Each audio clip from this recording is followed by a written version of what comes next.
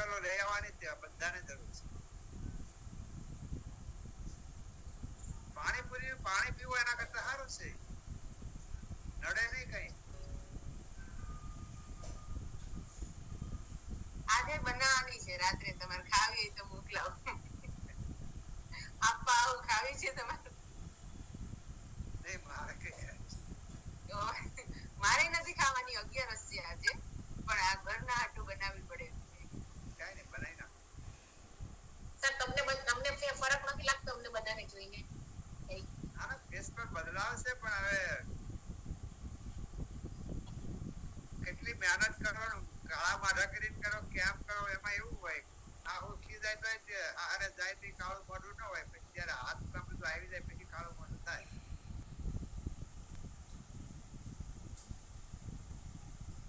સરસ, બહુ સારું જ છે બધાને, પણ છતાં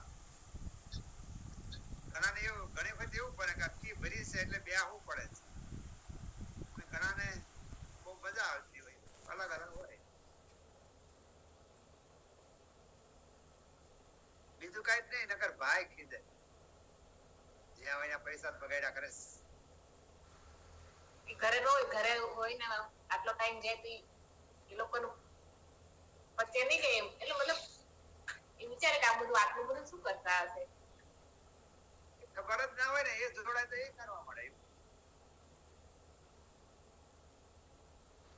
તમે ટ્રાય કરો, મારાથી તો મને મુશ્કેલ લાગે છે. એમાં એવું છે, જયારે કપાલભાતી શરૂ રાખો, જયારે બેન જે જોડાય એનામાં પરિવર્તન આ દેખાય ને ભાઈ ને, ભાઈ ઓટોમેટિક જોડાય.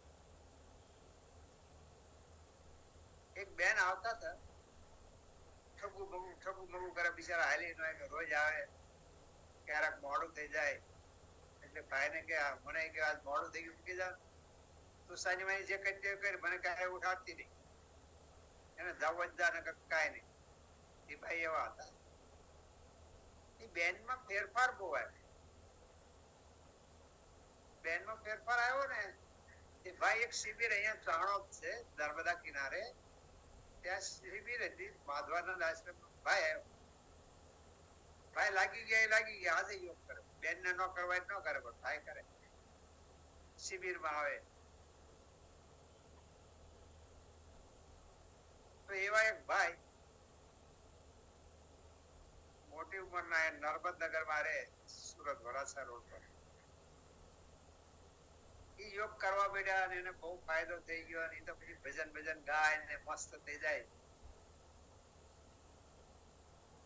એક દી શિબિર રાખીને કઈક પલાઠી વાળવાની, કમર ના દુખાવાની, બહુ મોટું સેન્ટર હતું સુરત પાપડી પાસે. રાજકારણને લીધે જતું રહ્યું. તો એ ભાઈ આવ્યા મારી પાસે ઘરે કે તેમ કઈક એવું કરો ને મારા ઘરના કે યોગ કરતા થાય. ભાઈ ની ઉંમર 65 વર્ષની છે. હું કહું 65 વર્ષે તમારી વાત નહીં માનતા, મારી વાત માન.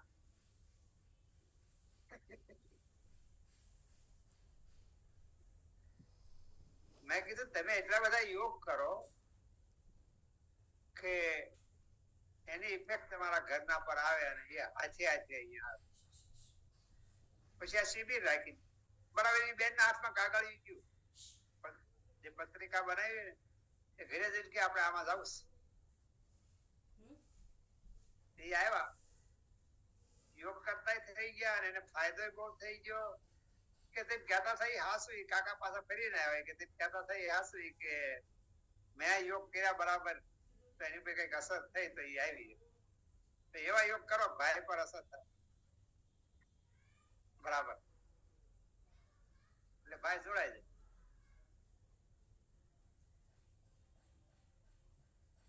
કપાલભાતી કરવામાં આવું છે.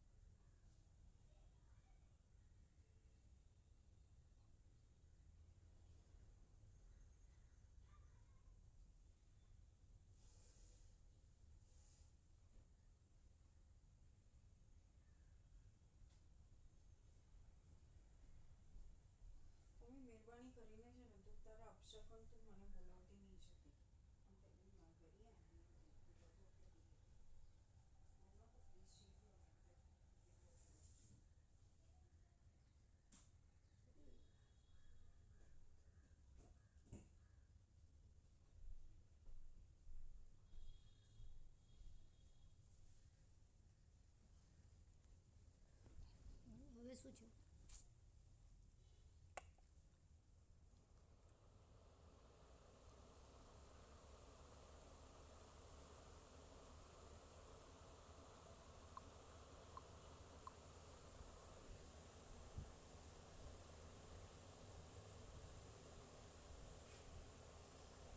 સાડા 10 વાગી ગયા છે, બંધ કરી નાખીએ.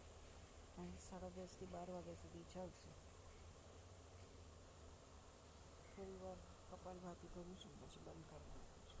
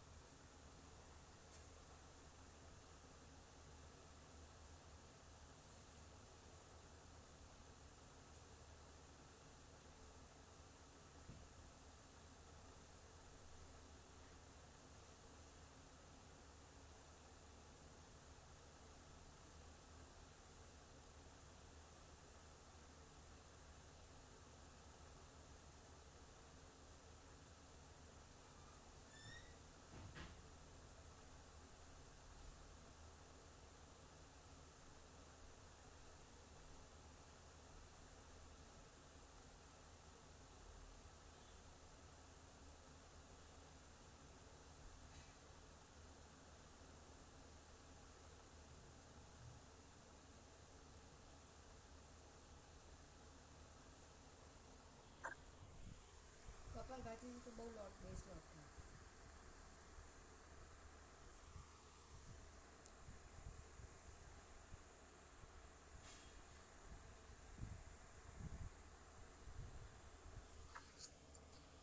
सर विरेचन दोपहर में खाने के पहले लेना है ना? वो विरेचन काढ़ा हाँ जी. वो तो योग शुरू करने से पहले लेना, सुबह. आज तो बस्ती लिया ना, आज दोपहर में लेना है ना?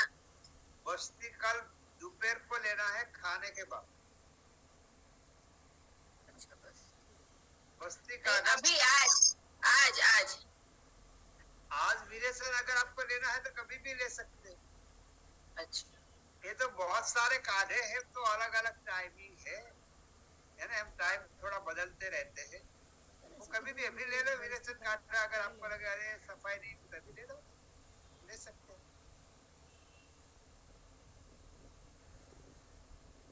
मधु वाला काढ़ा खाने के आधे घंटे पहले लेना होता है. बाकी और ये बस्ती काढ़ा है वो अभी शुरू रखे कपालभाति, खाने के बाद ही लेना होता है.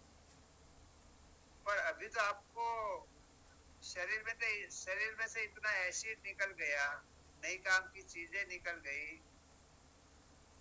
शांत हो गया शरीर, इनर ऑर्गन्स. इसलिए वो अभी कभी भी पिला सकता बस्ती काढ़ा. नहीं तो खाने के बाद ही पीना होता है ना. पर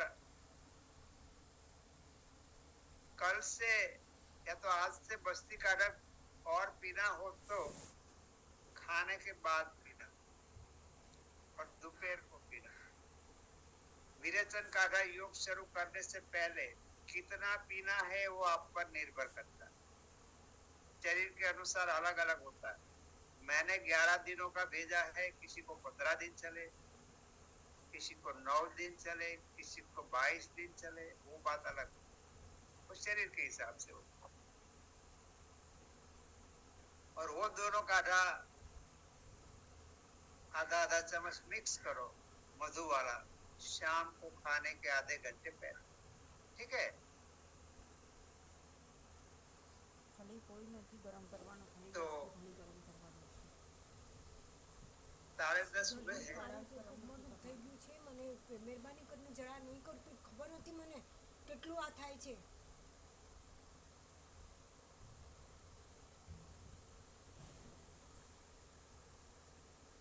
કોઈ દુખે છે? હા, આમ એકદમ ઝટકો આવી ગયો. તમે આટલું બધું કરવાનું પણ કીધું, ધીમે ધીમે કરવાનું. ધીમે ધીમે જ કરતી હતી.